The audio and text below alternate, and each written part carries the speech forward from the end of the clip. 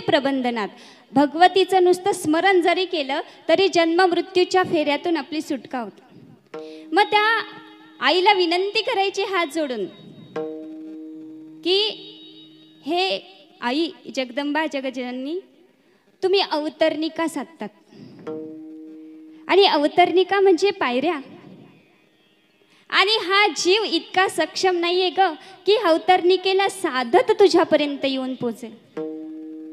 पण आई, ज्या पायऱ्या खालून वर जातात त्या पायऱ्या वरूनही खाली येतातच की, त्याच्यामुळे तू आपल्या भक्तांसाठी थोडी खाली उतर आणि आमच्या हृदयामध्ये स्थानापन्न होऊन आमच्या मधल्या आत्मारामाला ओळखण्यासाठी तू सहाय्यक बन। कारण आमची मती, आमची वाणी, आमचा प्रत्येक क्षण तुझ्या साक्षीचा तुझ्या अनुभूतीचा साक्षी असावा।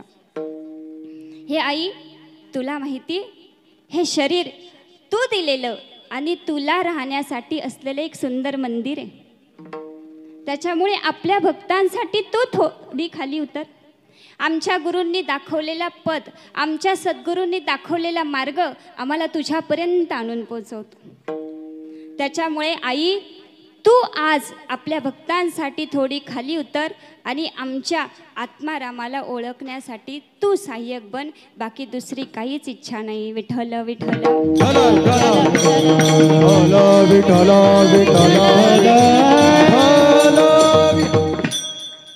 बघा, आता ह्या नवरात्रीमध्ये 3.5 शक्तिपीठ तुम्ही ऐकले असाल, जोगवा ऐकला असेल, सगळं ऐकलं असेल, बरोबर ना महाराज? हां, पण आज जे महत्त्वाचं आपण ऐकणार आहोत, लक्ष देऊन ऐका। आता मला सांगा, ही शक्ती, ही भक्ती, पण देव सुद्धा ह्या शक्तीशिवाय अपूर्ण आहे, बरोबर ना? शिवांमधली जी विलांटी ती जर काढून घेतली तर शिव सुद्धा शिव राहत नाही, ते शव होऊन जातात। मग प्रत्येक अवतारामध्ये ही शक्ती भगवंताला सहाय्यक झालेली, बरोबर ना? पण आत्ताची परिस्थिती मायबापा हो अशी झालेली आहे की बरेच लोक, नास्तिकांची काही कमी नाही महाराज, देवच मानायला तयार नाही। देवच, रामच नाही म्हणतात। देव नाही म्हणणाऱ्यांनी तुम्ही आधी माणूस नाही याचा विचार करा। देव नाही, मी रामाला मानत नाही, मी गणेशाला मानत नाही, मी शिवाला मानत नाही। काय म्हणतील ते म्हणू द्या, त्यांच्या बुद्धीप्रमाणे, त्यांच्या तर्कतेप्रमाणे जे म्हणायचं ते म्हणू द्या। रामाबद्दल, गणेशाबद्दल, शिवाबद्दल you can raise your doubts, तुम्ही शंका उपस्थित करू शकतात, but you can never doubts about existence of energy. ती भगवत शक्ती नाही असं म्हणण्याचा तुम्हा आम्हाला अधिकार नाही, कारण ती भगवत शक्ती आहे आणि त्या शक्तीशिवाय देव सुद्धा अपूर्ण आहे। मी तुम्हाला देवीच्या कथा आज अजिबात सांगणार नाही, पण बघा, जेव्हा राम अवतार झाला तर राम अवतारामध्ये माता लक्ष्मी कोण झाल्या? सीता झाल्या, बरोबर ना? बोलत चला, चेहऱ्यावरती स्मित हास्य असू द्या। मला पहिल्यांदाच बघताय का? जागे आहात ना? ऐकताय ना? लक्ष आहे ना? हां, बरं किती जण झोपलेत बरं? हातवरती करा। अरे जे जागे ते हातवरती, मी आत्ताच म्हटलं जागं राहा, करा बरं। आता माझं आडनाव आंधळे, आधीच आम्हाला दिसत नाही बरोबर ना? किती जण जागेत? हातवरती करा बघू द्या, आहे ना? बरं जे झोपले ते हात खाली करा। आमचे माणिक भाऊ जागे, फक्त जागते रहो, जाग राहावं माणसाने, बरोबर ना? उठा जागे वारे आता, स्मरण करा पंढरीनाथा, भावे चरणी ठेवा माता, सुख विवेता जन्माचा। उठा जागे वारे आता, स्मरण करा पंढरीनाथा, भावे चरणी ठेवा माता, सुख विवेता जन्माचा। उठा जागे वारे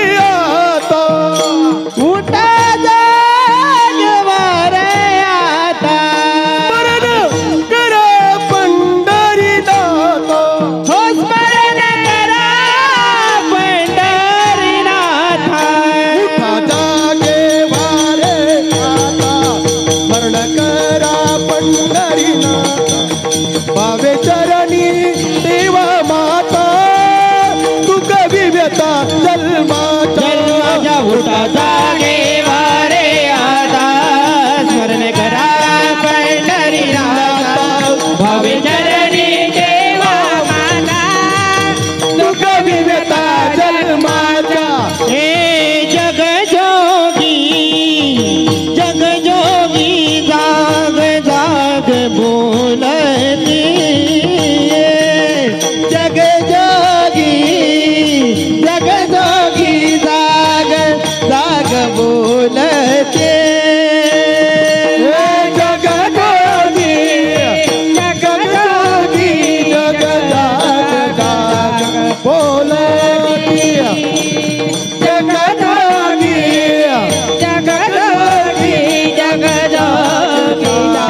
बोलती हो जगता जगदे हो राग कायरी बाबा जगता जगदेव रागमाई राव हो अवघा क्षेत्र पालन पूजा सकळा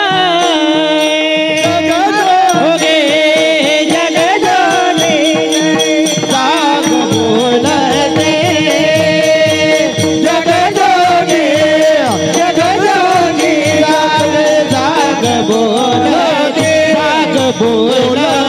जाग बोलती वा जोरदार टाळ्या जोरदार. एवढी सुंदर साते महाराज चालू द्यायचे का 12 पर्यंत बघा बरं का. कसे बसल्या चला मग प्रत्येक अवतारामध्ये ही शक्ती भगवंताला सहाय्यक झाली महाराज. राम अवतारामध्ये ती सीता झाली, कृष्ण अवतारामध्ये ती रुक्मिणी झाली, बरोबर ना. पण ज्ञान अवतार झाला, दत्त अवतार झाला, महाविष्णूचा अवतार आहे, संन्यासी अवतार आहे. मग या अवतारामध्ये ही शक्ती सहाय्यक झाली नाही का आई? हो की नाही झाली? कशी झाली सांगा ना. आदिशक्ती मुक्ताबाई आदिशक्ती मुक्ताबाई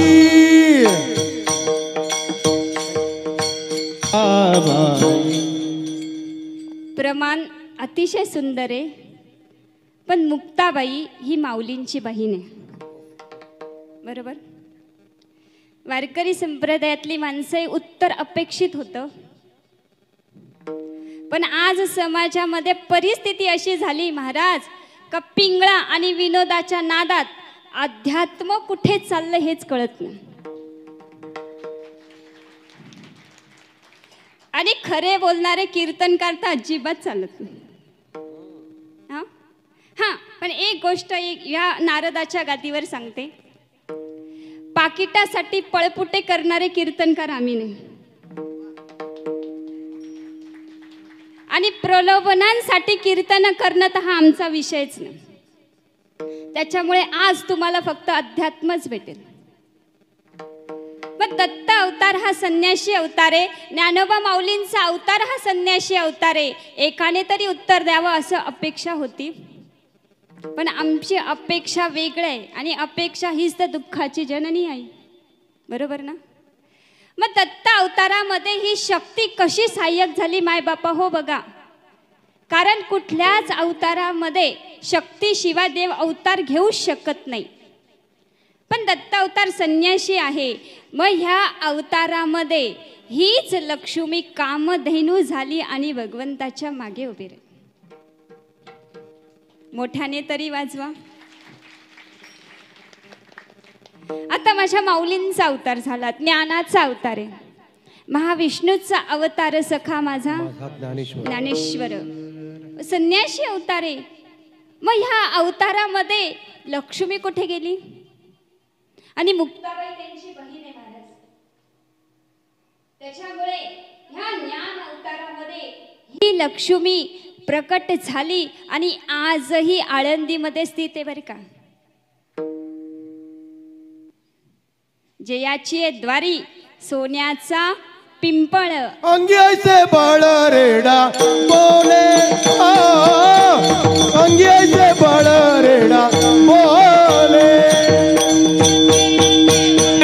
रेडा बोले अंगे ऐसे बड़ रेडा बोले याची ज्वारी सोन्याचा पिंपळ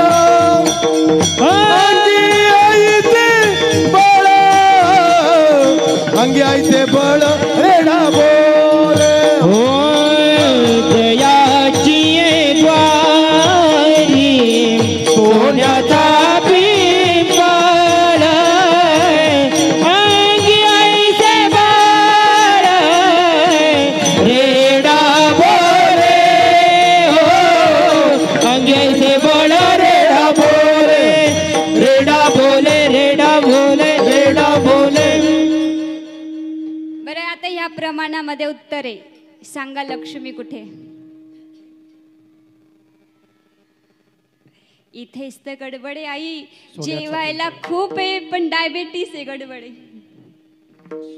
जयाची आहे द्वारी सोन्याचा पिंपळ सोन्याचा पिंपळ आहे सोनं म्हणजेच तर लक्ष्मी महाराज दिवाळीला कशाची पूजा करतो मोठ्याने वाजवा मोठ्याने वाजवा म्हणजे सांगायचं तात्पर्य असे की प्रत्येक अवतारामध्ये ही शक्ती भगवंताला सहाय्यक झालेली आणि पहिली गोष्ट देव पाहायचा नाही देव अनुभवायचा देव पाहावयासे गेलो आणि देवची होऊनी ठेलो राम राम म्हणत रामाजी होईचे पदी बैसोनी पदवी घ्यायचे आणि आज समाजाला अनुभव देण्याची गरज आहे आज समाजाला विनोदाची आवश्यकता नाही आज अनुभव प्रदान करा आमच्या संतांचे अनुभव सांगा अनुभव आले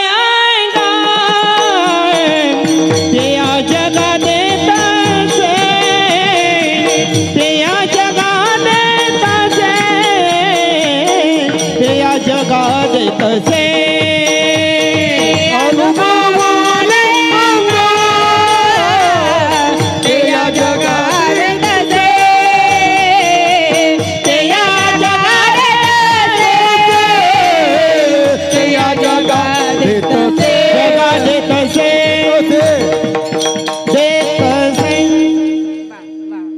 आणि बघा अजून एक आपण बद्रीनारायणाला जातो केदारनाथ बद्रीनाथला बरोबर तिथे एक बद्री वृक्ष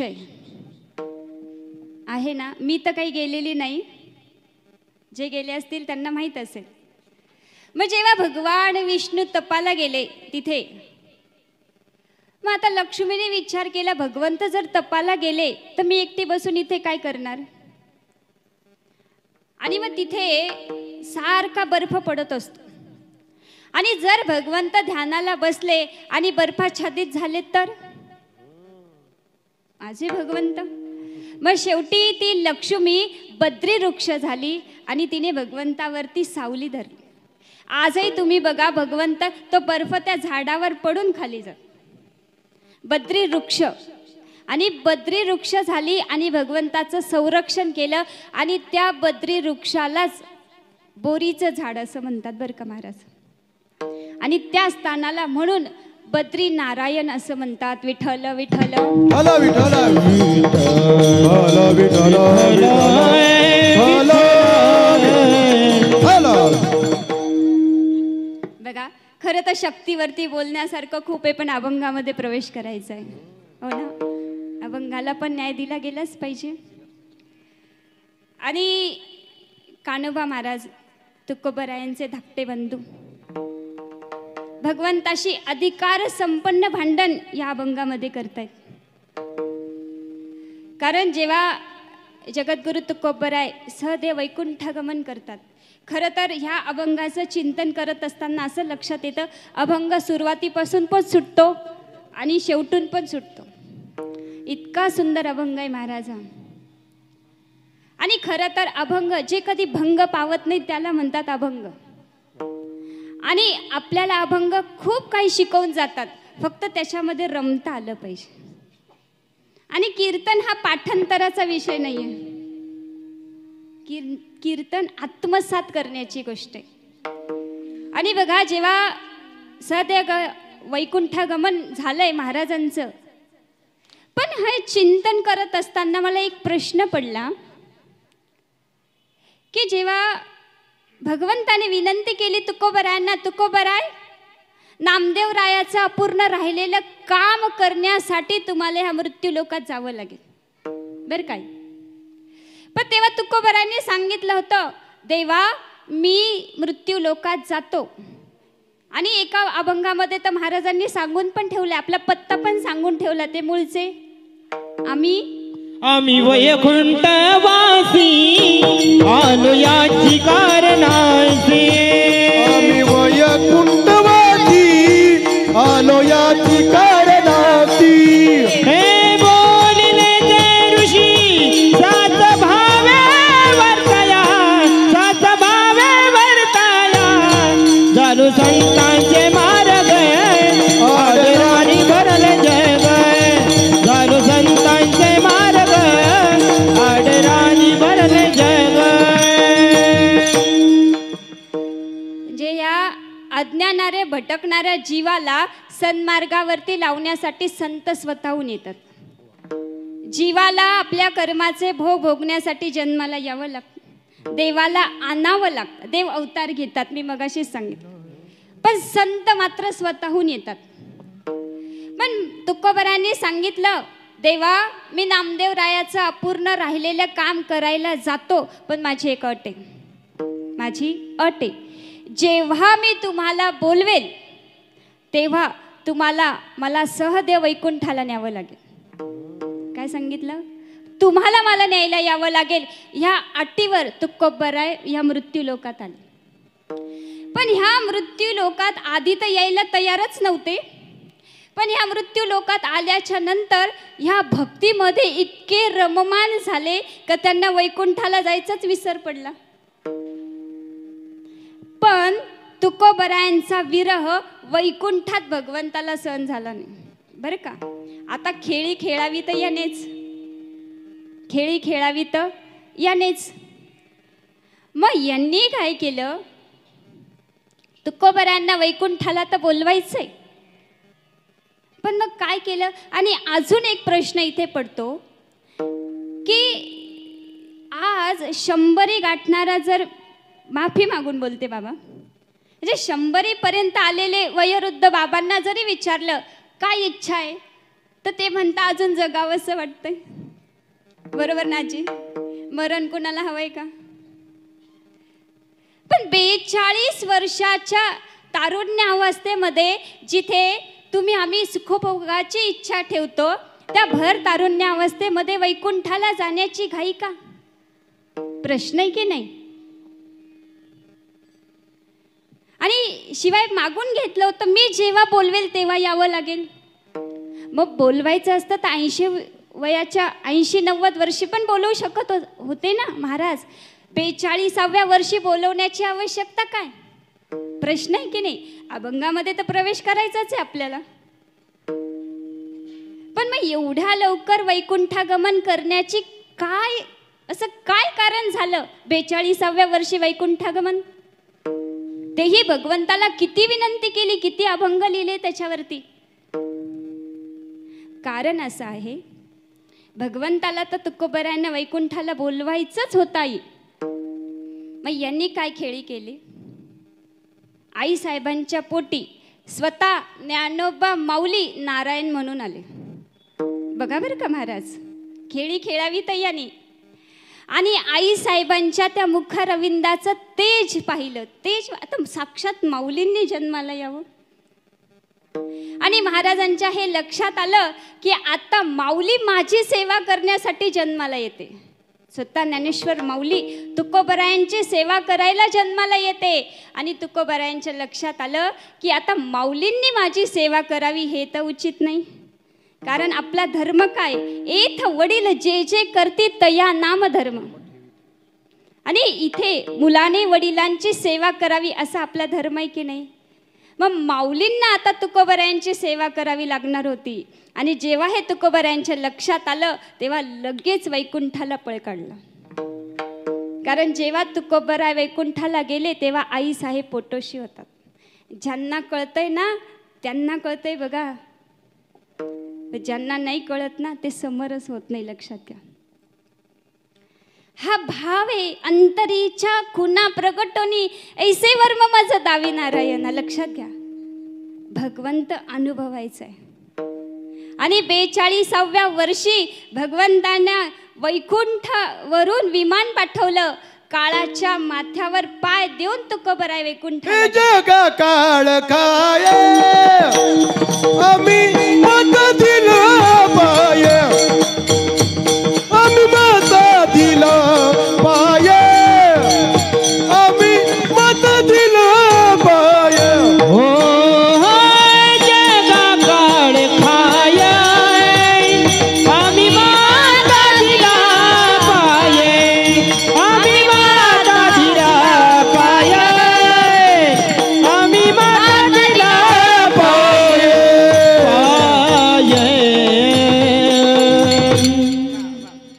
आणि त्या काळाच्या डोक्यावर पाय ठेवून तुकोबराय वैकुंठाला गेले. अथांग जनसमुदाय तिथे उपस्थित आहे. आईसाहेबांना सांगितलं, अगं आवले चल. पण आईसाहेब म्हणाला, नाही, मुलांची जबाबदारी आहे. शेवटी लेकुराचे हितव आहे माऊलीचे चित्त, ऐसी कळवळ्याची जाती करी लाभावी ना प्रीती. आईसाहेब जायला तयार नाही. अगं आवले चल. आणि आज ह्या ठिकाणी अजून एक गोष्ट सांगते बरं का मायबापा हो. बरेचसे कीर्तनकार आईसाहेबांना कर्कशा म्हणतात. पण हात जोडून विनंती आहे त्या कीर्तनकारांना की कृपया असं करू नका. आईसाहेब ह्या तुकोबरायांच्या पत्नी आहे आणि आपल्या पतीचा अधिकार आहे पत्नीला काय बोलायचा. पण तुम्हा आम्हाला त्यांना कर्कशा म्हणण्याचा अधिकार नाही आहे, कारण त्या पतिव्रत आहे. आईसाहेबांचा अधिकार इतका होता, तुका माने पतिव्रता, तुका माने पतिव्रता. होय तुका म्हणे प्रतिव्रता, तुका म्हणे प्रतिव्रता. तिची देवावरी सत्ता, तिची देवावरी सत्ता. तुका माने पतिव्रता, होय तुका माने पतिव्रता, पतिव्रता. प्रतिव्रता. जोरदार टाळ्या, जोरदार. खरं तर एका शब्द असा समोर आला ना महाराज, तासनतास विश्लेषण करावं इतकं सुंदर आहे वा. कारण आई साहेब अशा होत्या. आई जेव्हा तुकोबराय कोणत्याही डोंगरावर निघून जायचे ध्यानाला, आणि आई साहेबांचा असा नियम होता की तुकोबराय जेवल्याशिवाय त्या जेवत नव्हता. एवढा डोंगर चढून जायचा. पहिल्या डोंगरावरती जर तुकोबराय भेटले नाही तर परत खाली यायचं, परत दुसऱ्या डोंगरावरती चढून जायचं. कधी पहिल्या डोंगरावर भेटायच्या, कधी 5व्या डोंगरावर. आम्ही 10 पायऱ्या चढत नाही. चढतो का? मग आपला पती जेवल्याशिवाय जी माता जेवत नाही, आपल्या पतीच्या सेवेसाठी जिने सगळं आयुष्य, कसा होता हो तुकोबरायांचा संसार, कसाच नव्हता. अतिशय दुर्दशा झालेली. आणि अशात आईसाहेबांची होणारी चिडचिड, पण तरी सुद्धा आपल्या पतीचं मन कधी दुखवलं नाही. भगवंताला खूप बोलले असतील, पण आत्ताच महाराजांनी सांगितले ना, पतिव्रतेची देवावरती सत्ता आहे. आणि तुम्ही बघा, तुकोबरायांचं चरित्र वाचा, प्रत्येक वेळेस तुकोबरायांच्या आधी आईसाहेबांना दर्शन दिलेलं. हा अधिकार आहे पतिव्रतेचा. त्याच्यामुळे तिला कर्कशा म्हणण्याचा तुम्हा आम्हाला अधिकार नाही. माफी मागून बोलते, लक्षात घ्या बाबा. पण सदेव वैकुंठागमन केलं. अथांग जनसमुदाय तिथे उपस्थित आहे. महाराज दिसेनासे झाले. आणि तिथे रामेश्वर भट्ट पण आहे, उपस्थित आहे. रामेश्वर भट्ट म्हणे, तुका विष्णू नाही दुजा. आणि तेव्हा कान्होबा महाराज सांगतायत, रामेश्वर भट्टांना विचारतायत की आता दादा वैकुंठाला गेलेत, मग आता दादांचं कोणतं क्रियाकर्म करायचं? कारण शास्त्राने असं सांगितलंय, पतंती पितरो हेशम पिंडम दक क्रिया. म्हणजे आपल्या पितरांचं पिंडदान केलं जावं आणि करावं, शास्त्राचा नियम आहे. आणि त्याच नियमाने कान्होबा महाराज विचारतायत रामेश्वर भट्टांना की आता दादांचं कोणतं क्रियाकर्म करायचं. तेव्हा रामेश्वर भट्ट सांगतायत, अहो कान्होबा, ते आपला देहच वैकुंठाला घेऊन गेलेत आणि क्रियाकर्म करण्यासाठी देह आधी पडावा लागतो. फार तर फार आपण एक करू शकतो, आपण त्यांची बीज साजरी करू शकतो. त्याच्या मागे कारण असं आहे की 2 त्या दिवशी जी तिथी होती ती द्वितीया होती. द्वितीया म्हणजे 2 बीज ज्याला आपण म्हणतो. आणि दुसरं, संतांचा जन्म 2दा आणि मृत्यू 2दा होत असतो. एकदा आईच्या उदरातून जन्म आणि एकदा गुरुच्या मुखातून जन्म होत असतो. आणि मृत्यू पारमार्थिक आणि भौतिक. आणि मग त्यांचं मग ते 2 कारणे म्हणून आपण तेव्हापासून तुकाराम बीज साजरी करतो. विठ्ठल विठ्ठल विठ्ठला विठ्ठला विठ्ठला विठ्ठला विठ्ठला. बघा, आता सगळे लोक आपापल्या घरी गेलेत आणि तो जो वातावरण आहे दुःखमय वातावरण आहे. कारण तुकोबरायसह देव वैकुंठाला गेले, जे आता आपल्याला कधीच दिसणार नाही अशी परिस्थिती आहे. आणि अशा परिस्थितीमध्ये कान्होबा महाराज पण घरी आलेत. पण कान्होबा महाराजांनी घरी आल्यावर बघितलं मुलांची अवस्था, वहिनीची अवस्था, तोडका मोडका तो संसार आहे, घरामध्ये खायला अन्न पाणी नाही आहे. काय ती परिस्थिती आहे, दुर्दशा झालेली आहे. आणि अशातच आईसाहेब पोटोशी होता.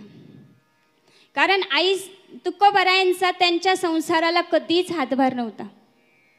पण त्याच्यामुळे आईसाहेबांची होणारी चिडचिड, मुलांची दुर्दशा, आता पुढे कसं होणार, हा सगळा चित्रपट कान्होबा महाराजांच्या डोळ्यासमोर दिसू लागला. आणि कान्होबा महाराजांना एक वाटत होतं की दादा काही जरी काम करत नसले तर निदान दादा माझ्या समोर होते, भावाचा मला आधार होता. लक्षात घ्या मायबाप हो, हे बंधुप्रेमाचं प्रतीक आहे बरं का हा अभंग. म्हणजे मी एकेका शब्दावर दिवसभर बोलू शकते. बंधुप्रेम फार महत्वाचं आहे आज समाजामध्ये. सगळं जग तुमच्या विरोधात गेलं तर चालेल, पण भावाच्या विरोधात कधी जाऊ नका गड्यानं. आणि याला शास्त्राचा आधार आहे बरं का, मी माझ्या मनाचं सांगत नाही, शास्त्राचा आधार आहे. रामायणाचा जर अभ्यास केला, रावण सगळे देवी देवता ज्याला घाबरत होते असा तो रावण. भगवान शिवांनी आपला आत्मलिंग काढून दिला असा तो रावण. पण एक इंद्रिय घसरलं, वासना मनामध्ये. कारण पराविना नारी आम्हा रखमाई समान अधर्म घडला. रावण धारातीर्थी पडलाय. आणि जेव्हा प्रभू श्रीराम पुढे गेले तरी बघा अंतिम समयाला भगवंताचं नाम मुखात येण्यासाठी सुद्धा अनंत जन्मीचं पुण्य लागतं. आणि रावणाने तर वरदानच मागितला होता, भक्तीने पण शत्रुत्व घेतो. आणि मुखामध्ये नाम आलं रामा.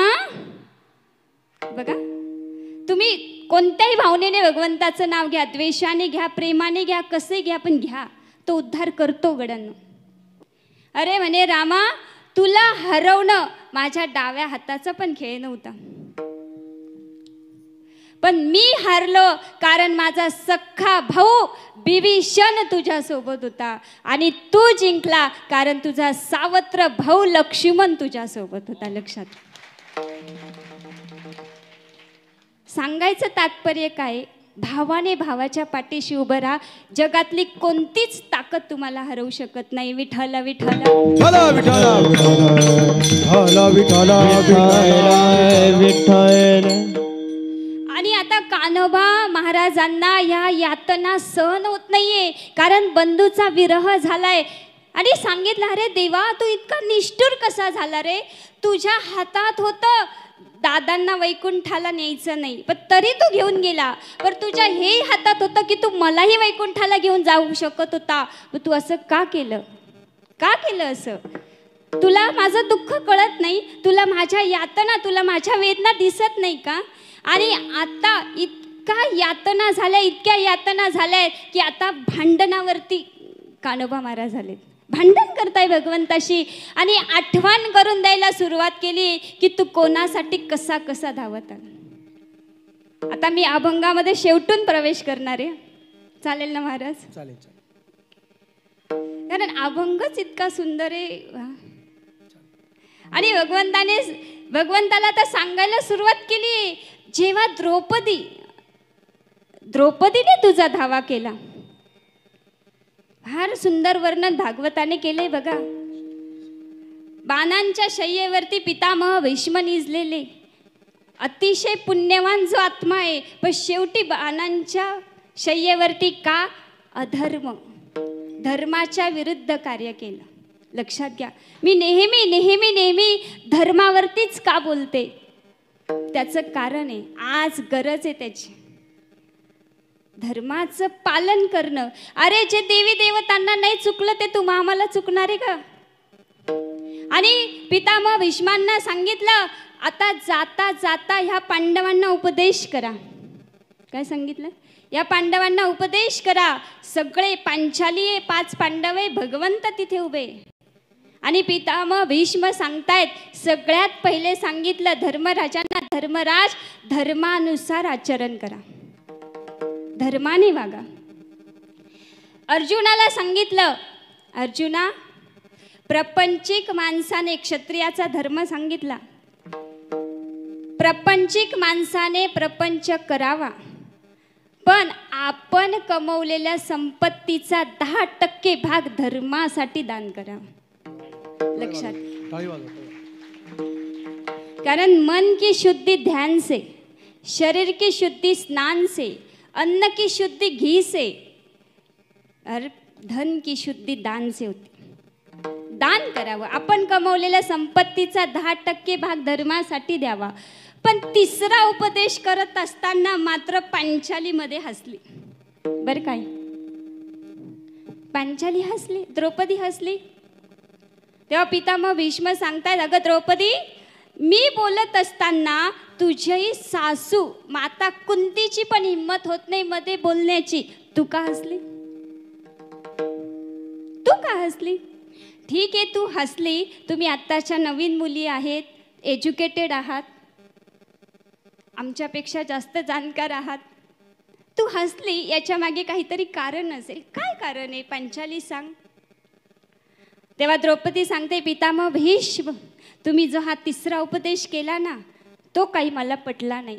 तुमचं मन दुखवण्याच्या हेतूने काही मी हसले नाही, पण तुम्ही जो हा तिसरा उपदेश केला ना, पाप करणाऱ्यांपेक्षा पाप पाहणारा जास्त दोषी,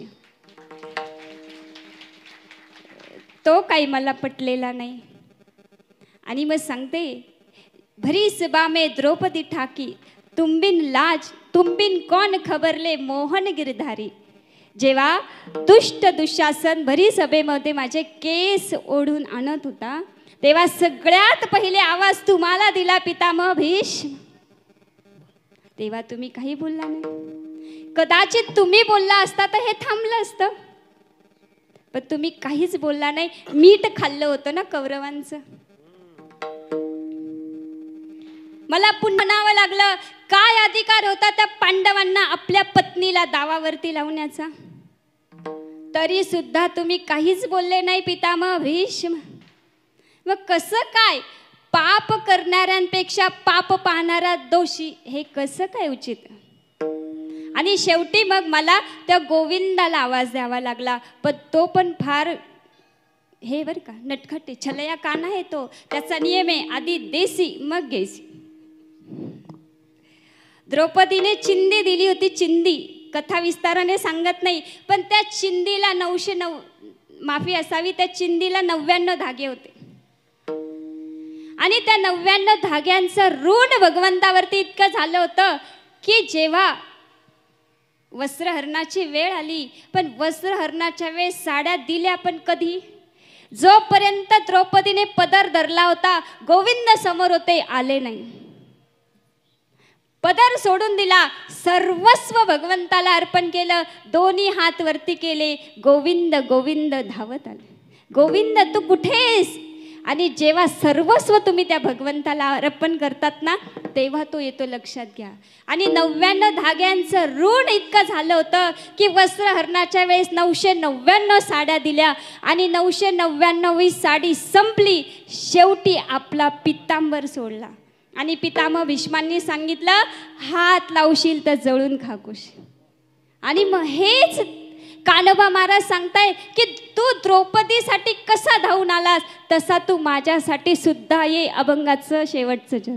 तुकया बंधू माने द्रौपदीचा धावा, तुकया बंधू माने द्रौपदीचा धावा. तुकया बंधू माने द्रौपदीचा धावा, तुकया बंधू माने द्रौपदीचा धावा.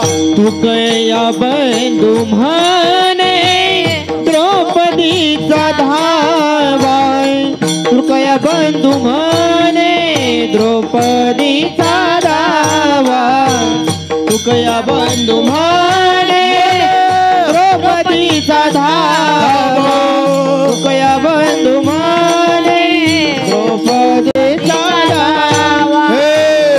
तुकया बंधू माने द्रौपदीचा धावा, तुकया बंधू माने द्रौपदीचा धावा, तुकया बंधू माने, तुकया बंधू माने द्रौपदीचा धावा, तुकया बंधू माने द्रौपदीचा धावा. तुकया बंधू माने द्रौपदीचा धावा, तुकया बंधू म्हणे द्रौपदीचा धावा, तुकया बंधू म्हणे द्रौपदीचा धावा, तुकया बंधू म्हणे द्रौपदीचा धावा. केला तैसा मला पावे आता, केला तैसा मला पावे आता, केला तैसा मला पावे आता.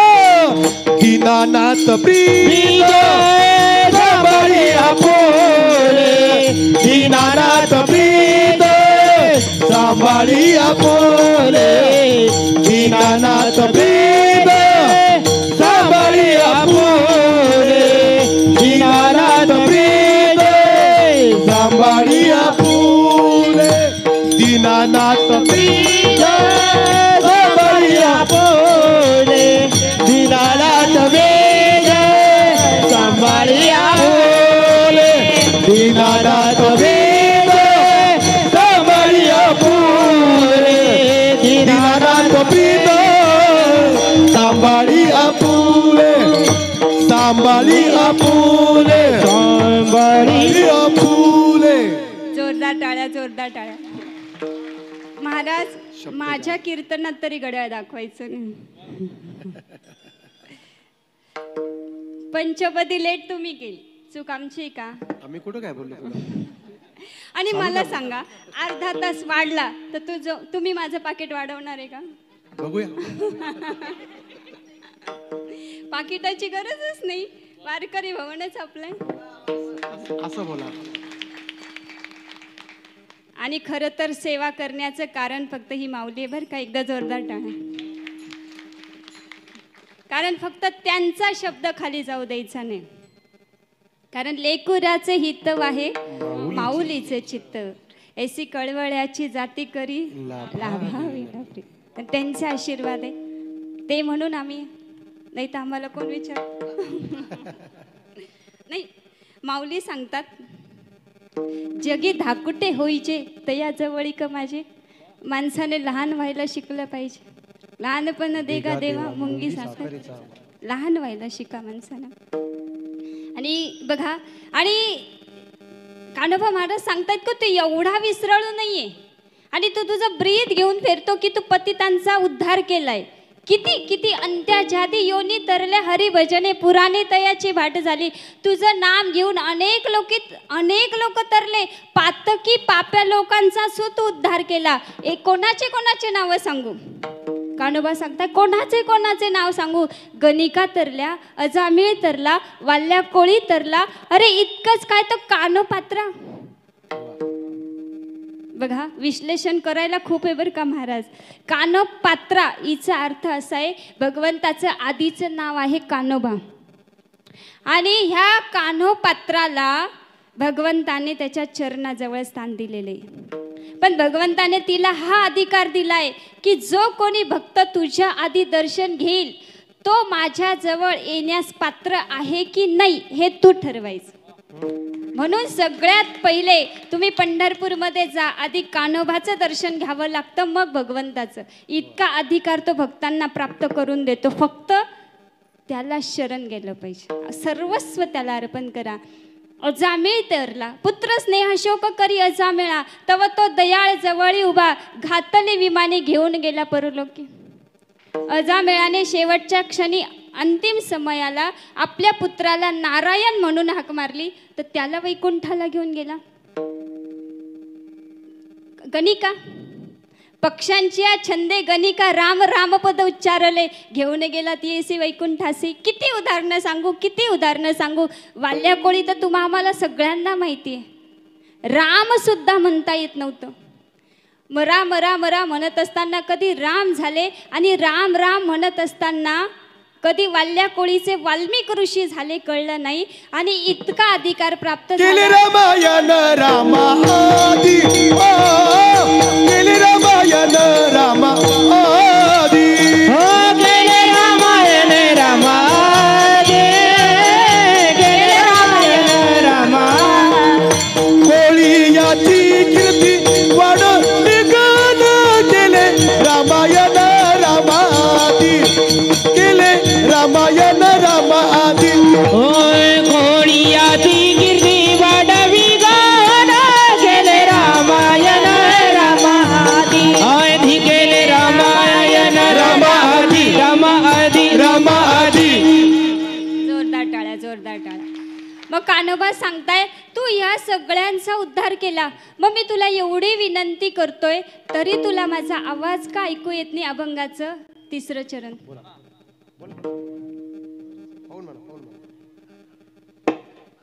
पतित पावन हृदय चराचर, पतित पावन हृदय चराचर, पतित पावन हृदय चराचर, पतित पावन हृदय चराचर, पतित पावन पतित पावन बिगडले, पतित पावन बिगडचर, पतित पावन बिगडचर.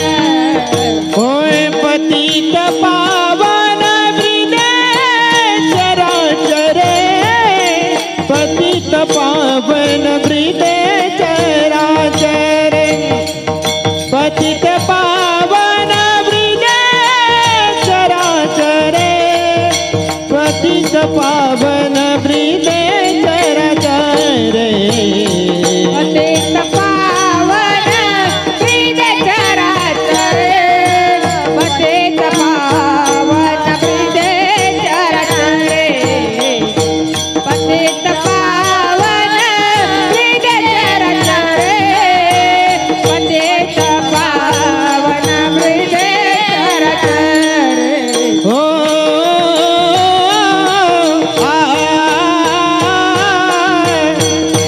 पतित पावन हृदय चराचर, पतित पावन हृदय चराचर, पतित पावन हृदय चराचर, पतित पावन हृदय चराचर, पतित पावन हृदय चराचर, पतित पावन हृदय चराचर, पतित पावन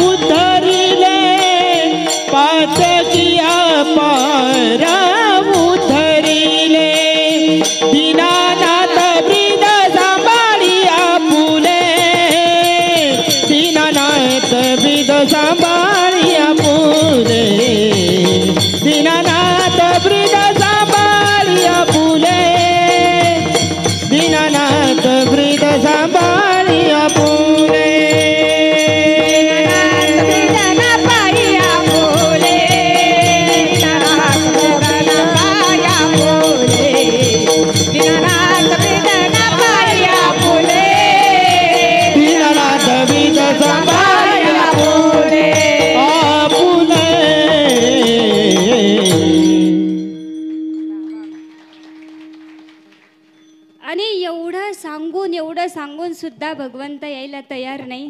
तेव्हा कान्होबा सांगतायत, अरे देवा, तू ध्रुवाचं वय पाहिलं नाही, गजेंद्राची बुद्धी पाहिली नाही, कुब्जेचं सौंदर्य पाहिलं नाही, वेदांचं आचरण पाहिलं नाही, उग्रसेनाचं पौरुषत्व पाहिलं नाही आणि सुदाम्याची श्रीमंती पाहिली नाही. मग असं असताना सुद्धा तू माझं पाप पुण्य का पाहतोयस? अभंगाचं दुसरं चरण. दीनानाथ बीज सांभाळिया फुले, दीनानाथ बीज सांभाळिया फुले, दीनानाथ बीज सांभाळिया फुले, दीनानाथ बीज सांभाळिया फुले, दीनानाथ बीज सांभाळिया फुले, दीनानाथ ब्रीद सांभाळिया फुले, दीनानाथ ब्रीद सांभाळिया फुले, दीनानाथ ब्रीद सांभाळिया फुले.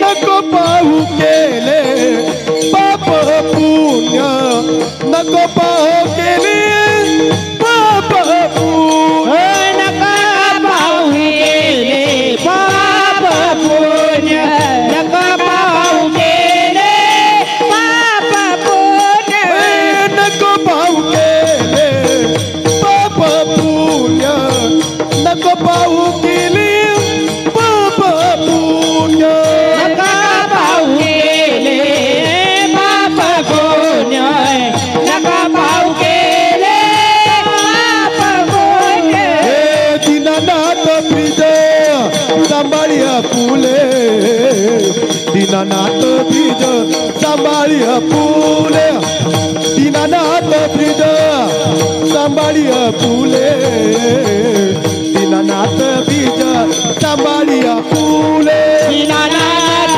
ब्रीद सांभाळिया फुले, दीनानाथ ब्रीद सांभाळिया फुले, दीनानाथ ब्रीद सांभाळिया फुले, दीनानाथ ब्रीद सांभाळिया फुले, सांभाळिया फुले, सांभाळिया फुले. जोरदार टाळ्याचं. वा वा वा. ऐकतच राहावं असं वाटतं महाराज. खरंच आईच्या उदरात असताना एक वचन दिलं होतं, बाहेर आल्यावर तुझं नाम जपेल. पण बाहेर आल्यावर मायेने अशा प्रकारे पकडलं की तिथेच बसून राहील. ज्याच्यासाठी हा देह दिला ते केलंच नाही, भगवंताचं नाम भजन पूजन चिंतन केलंच नाही. माफ करा, माफी मागून बोलते, कीर्तन प्रवचन हे विनोदाचं माध्यम नाही, हे विचार करायला भाग पाडणारे माध्यम आहे की ह्या साधू संतांनी आम्हाला काय दिलं, कसं ह्या मार्गावरती आणलं, कसं आमच्या मनातल्या प्रश्नांची उकल दूर सारली. जिंदगी में सदा मुस्कुराते रहो, मुस्कुराना जिंदगी की ज़रूरत. पर जिंदगी जियो तो इस अंदाज से जियो कि आपको देखकर लगे जिंदगी कितनी खूबसूरत है. आणि हे जीवन त्याच वेळेला सुंदर होतं ज्या वेळेस मुखामध्ये नाम, हाताने टाळी, वारी चुकू न दे, हरी मोठ्या प्रेमाने भजन करा, विठोबान रखो माये हो पार कुमा, विठोबाय रखो हो पार कुमाई, विठोबाय रखो माये, हो पार कुमाई, विठोबाय रखो माये, हो पार कुमाई, जय विठोबाय रखो माये, हो पार कुमाई. हरी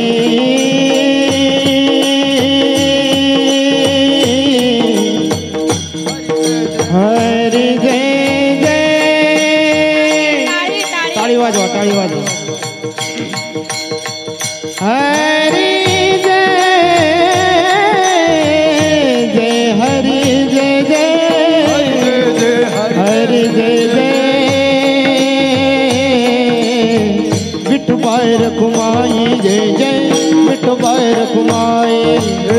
विठोबार कुमाई जय जय, विठोबार कुमाई. हरी जय जय. बहुत बढ़िया. हरी जय जय, हरी जय जय.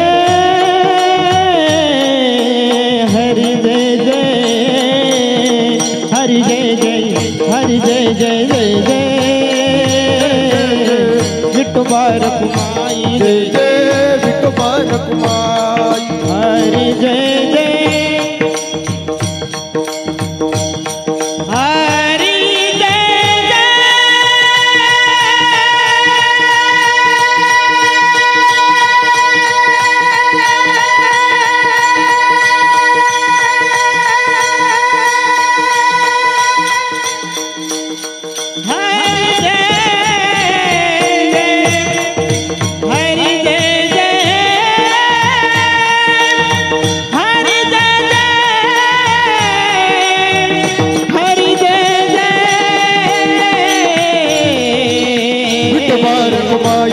जय विठोबा रखुमाई डोबा रखुमाई डोबा रखुमाई जय विठोबा रखुमाई डोबा रखुमाई डोबा रखुमाई डोबा रखुमाई डोबा निवृत्ती राया सोपान मुक्ताबाई ज्ञानाचा कया हो निवृत्ती राया सोपान मुक्ताबाई ज्ञान सखया निवृत्ती राया सोपान मुक्ताबाई ज्ञानाचा कया हो निवृत्ती राया सोपान मुक्ताबाई ज्ञान सखया सोपान मुक्ताबाई ज्ञान सखया सोपान मुक्ताबाई ज्ञान सखया सोपान मुक्ताबाई ज्ञान सखया सोपान मुक्ताबाई ज्ञान सखया निवृत्ती राया सोपान मुक्ताबाई ज्ञान सखया निवृत्ती राया सोपान मुक्ताबाई ज्ञान सखया निवृत्ती राया सोपान मुक्ताबाई ज्ञान सखया निवृत्ती राया सोपान मुक्ताबाई ज्ञान सखया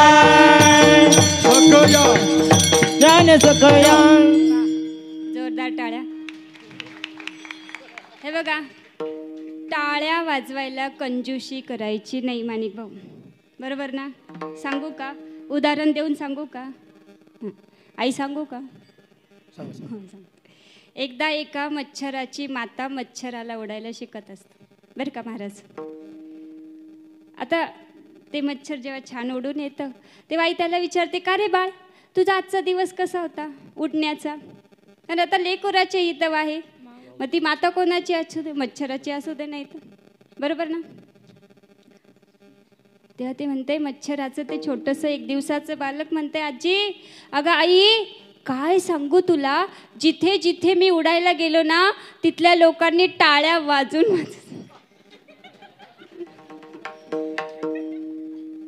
बरोबर आहे ना बाबा? बाबा किती सुंदर, मगाशी काय भावनिक झाले होते बाबा तुम्ही, खरंच यालाच तर समरस होणं म्हणतात, बरोबर ना? साऊंड सिस्टीम वाले दादा लक्ष आहे ना? आता मला सांगा, ह्या माईकने आत्तापर्यंत किती कथा, किती कीर्तन ऐकले? भरपूर. माझं दुसरं नाही, काय असेल ते असेल, बरोबर ना? मग आता हा रोज कथा ऐकतो, रोज कीर्तन ऐकतो, रोज प्रवचन ऐकतो, पण याच्यात बदल झाला का? का नाही झाला? माईकच्या माईकच राहिला ना? का? कारण निर्जीव आहे. आता विज्ञान काही मला येत नाही, बरोबर ना? माईकच राहिला. मग तुम्ही रोज कथा, रोज कीर्तन, रोज प्रवचन ऐकून जर तुमच्यात बदल होत नसेल तर कदाचित विठ्ठल विठ्ठल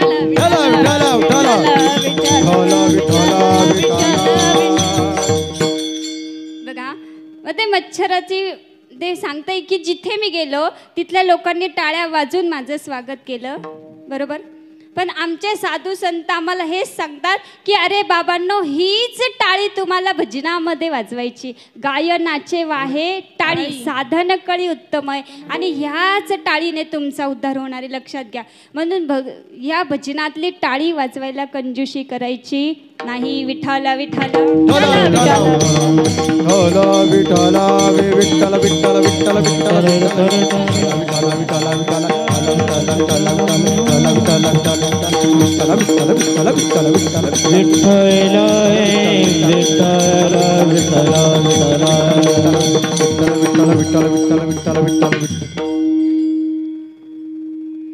आणि शेवटच्या चरणामध्ये तर जे पहिलं चरण ना आपलं, तुमचं लक्ष आहे तर जागते रे. हो, म्हणून मी आधीच सांगितलं होतं महाराज मी शेवटून वर.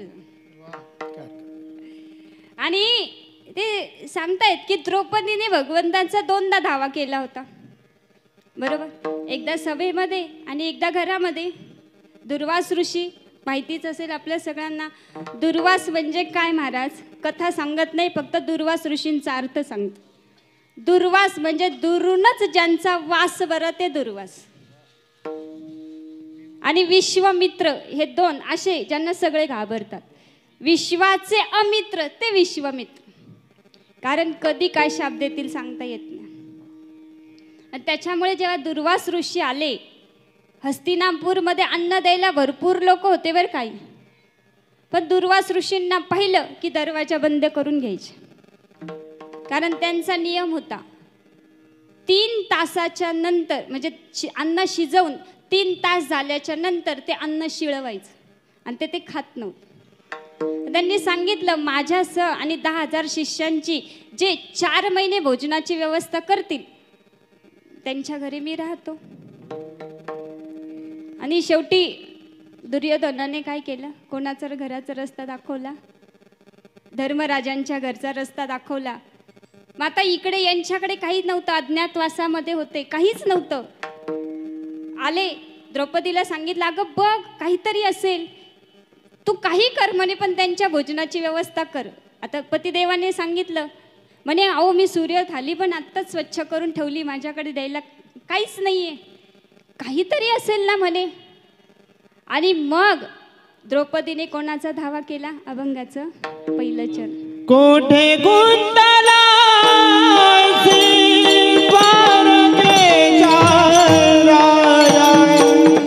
कोठे गुंतला द्वारके राया, कोठे गुंतला द्वारके राया, कोठे गुंतला द्वारके राया, हो कोठे गुंतला द्वारके राया, कोठे गुंतला द्वारके राया, कोठे गुंतला द्वारके राया, कोठे गुंतला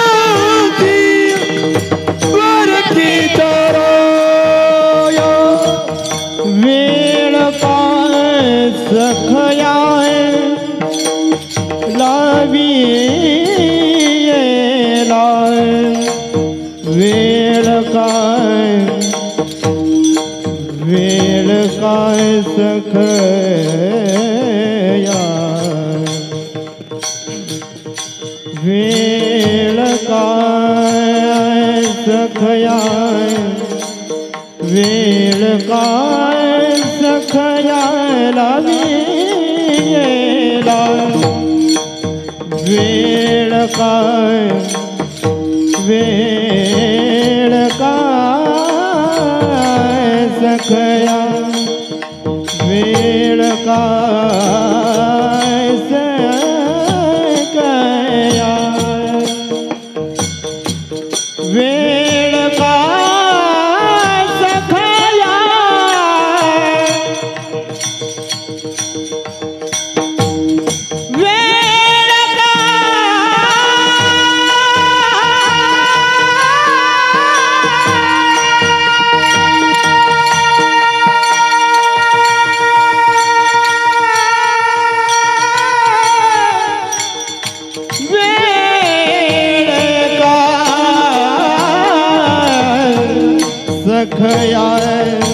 लावियेला वेळ का सखया लावियेला लावियेला लावियेला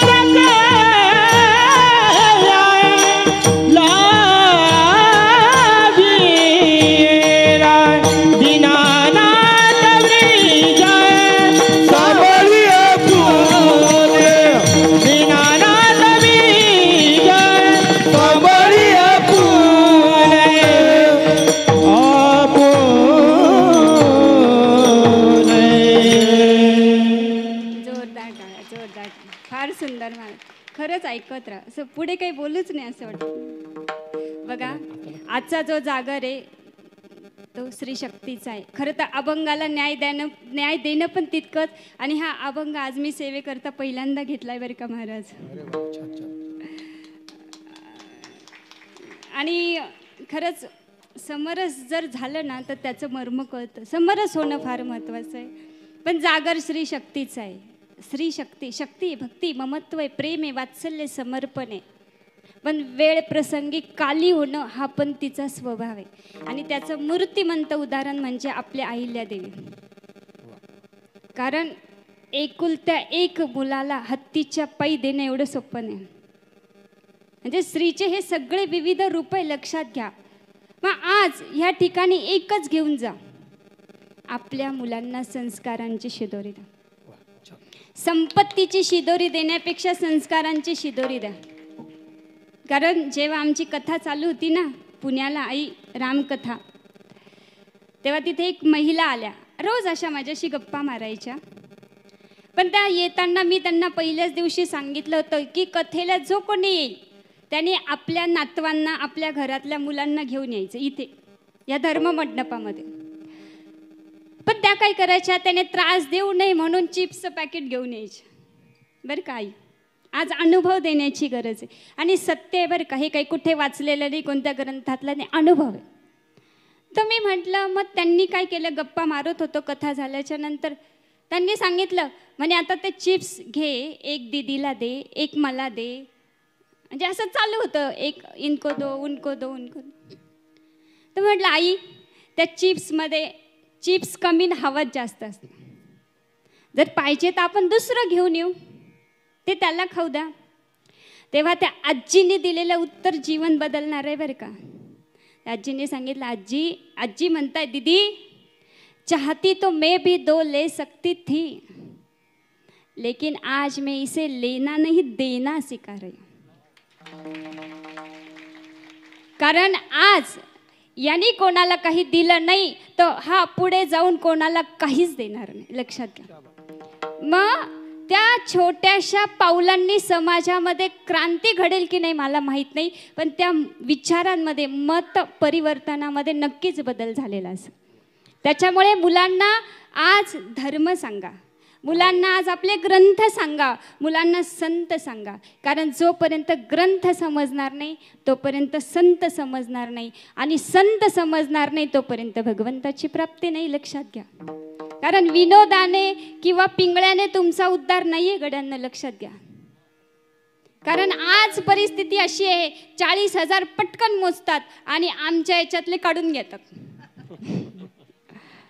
कारण खरं बोलणारा इथं चालत नाही, हो की नाही महाराज.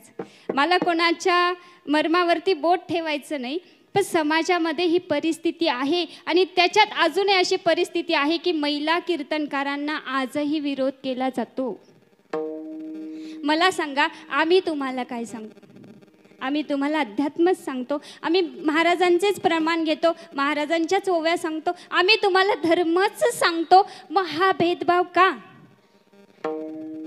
कुठेतरी ह्या गोष्टीला आळा बसला पाहिजे की नाही? तुम्हाला आई चालते, मुलगी चालते, बहीण चालते, मग महिला कीर्तनकार का चालत?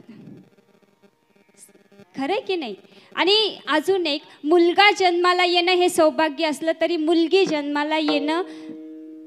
जन्माला येणे भाग्य असलं तरी मुलगी जन्माला येणं हे सौभाग्याचं लक्षण असतं.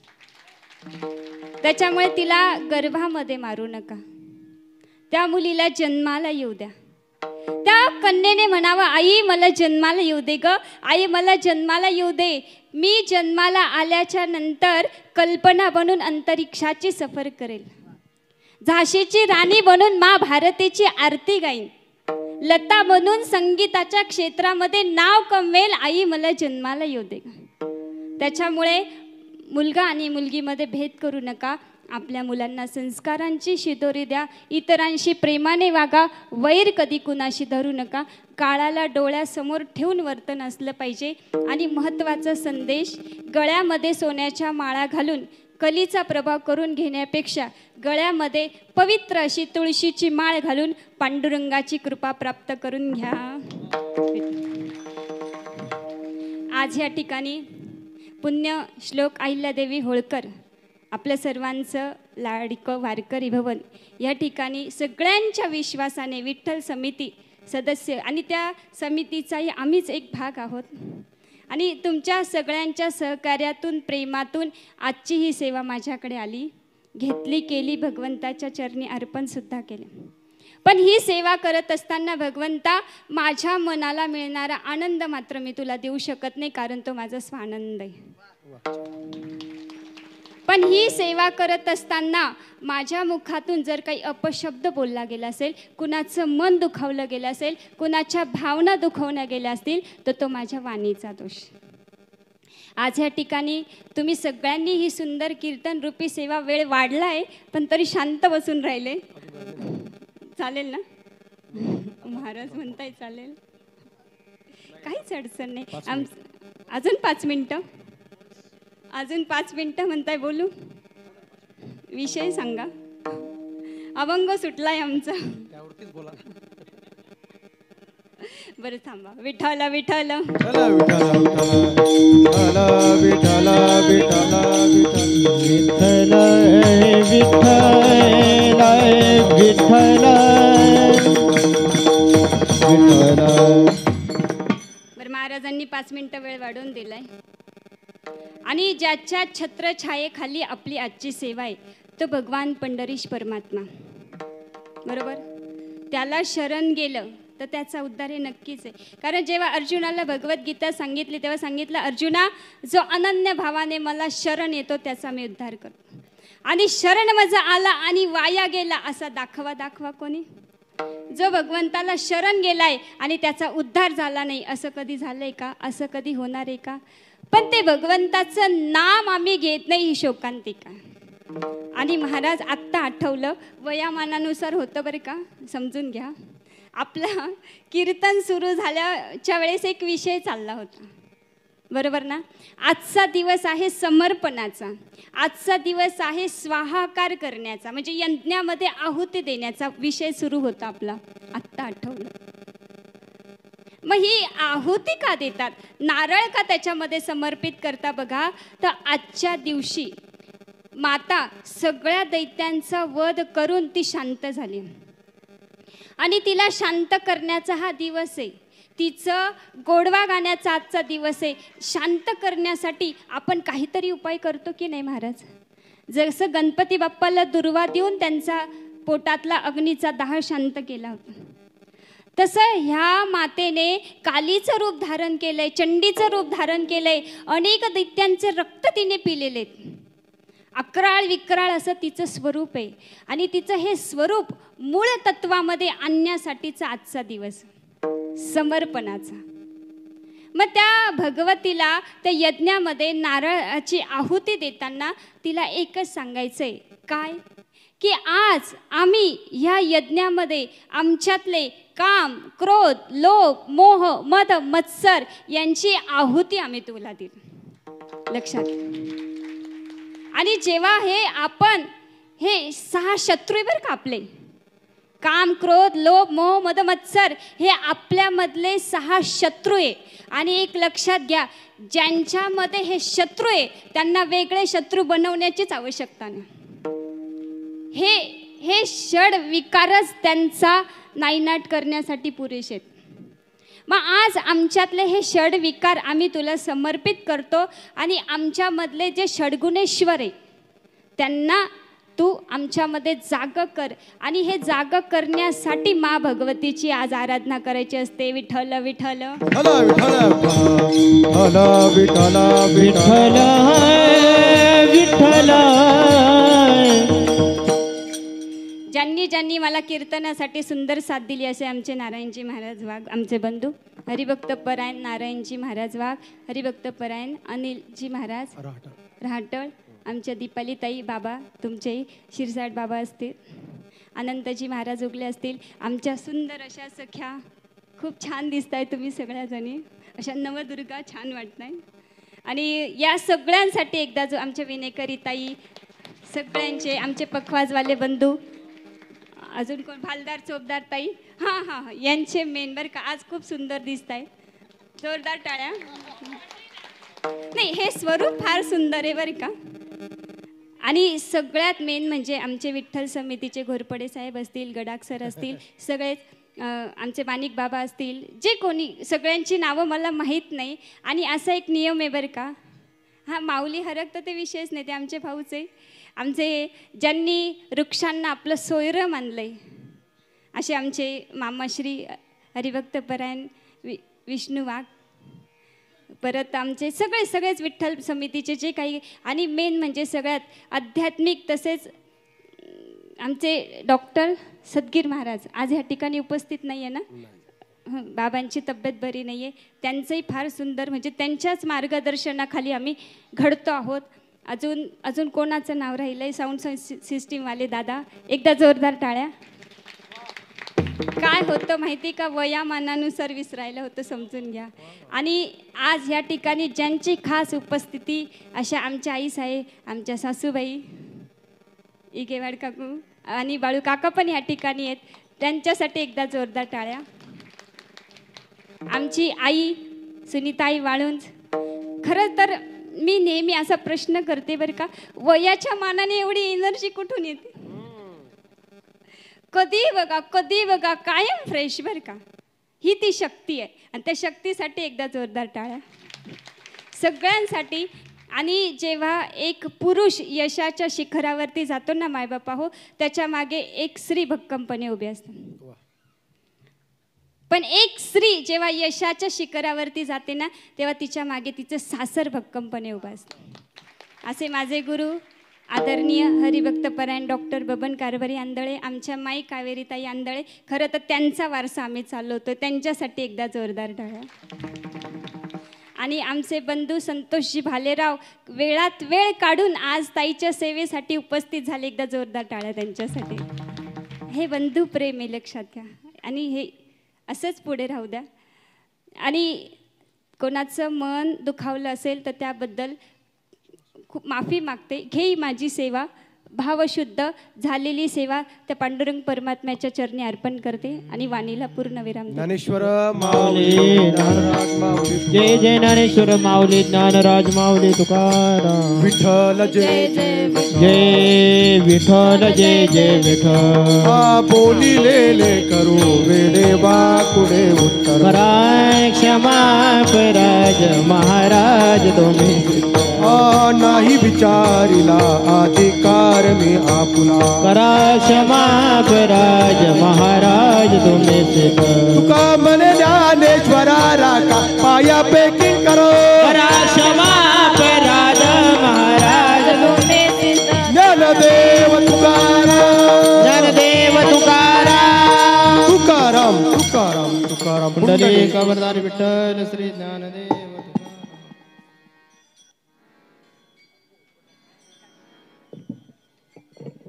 उठू नका, जरा 2 मिनटं थांबा.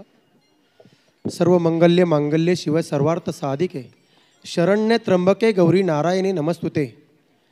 आज 9व्या दिवसाचे कीर्तन पुष्प महाराष्ट्रातील थोर महिला कीर्तनकार ज्यांचं अख्ख्या महाराष्ट्रात नाव आहे अशा असणाऱ्या हरिभक्तपरायण सौ तन्वीताई आंधळे सिन्नरकर यांनी अतिशय सुंदर सेवा केली. त्यांचे वारकरी भवनाच्या वतीनं, विठ्ठल सेवा समितीच्या वतीनं, तसेच विठ्ठल महिला भजनी मंडळाच्या वतीनं खासदार राजेभाऊ यांच्या वतीनं सहर्ष स्वागत, हार्दिक अभिनंदन. एकदा टाळ्याच्या गजरात त्यांचं स्वागत करायचं आहे. आज ज्यांचं संतपूजन आहे अशा असणाऱ्या सौ संगीताताई इघेवाड व संत भोजन सौ गीताताई परदेशी या दोघींनी ताईंचा सत्कार करायचा. त्यांनी स्टेजवरती यायचं आहे. तसेच जोशना मलिक यांनीही स्टेजवरती यायचं आहे, ताईंचा सत्कार करायचा. आज या कीर्तनासाठी आमचे मित्र सुनील भाऊ दराडे वडझरीवरून आले, तसेच संतोष महाराज भालेराव, डॉक्टर साहेब, तसेच ज्यांनी मृदंगाला साथ केली असे सोपान महाराज, अनिल महाराज राटळ, सर्व महिला भजनी मंडळ, अनंत महाराज उगले या सर्वांचे वारकरी भवनाच्या वतीनं स्वागत, हार्दिक अभिनंदन. उद्याची सेवा हरिभक्तीपरायण कुमारी संस्कृतीताई बिन्नर पिंपळे यांची सेवा होणार आहे. तरी सर्वांनी या कीर्तनाचा लाभ घ्यायचा आहे. 7 ते 9 आणि कीर्तनाला उपस्थित राहायचं आहे. रामकृष्णारी पुंडलिक वरदारी विठ्ठल श्री ज्ञानदेव तुकाराम पंढरीनाथ भगवान की जय. माऊली ज्ञानेश्वर महाराज की जय.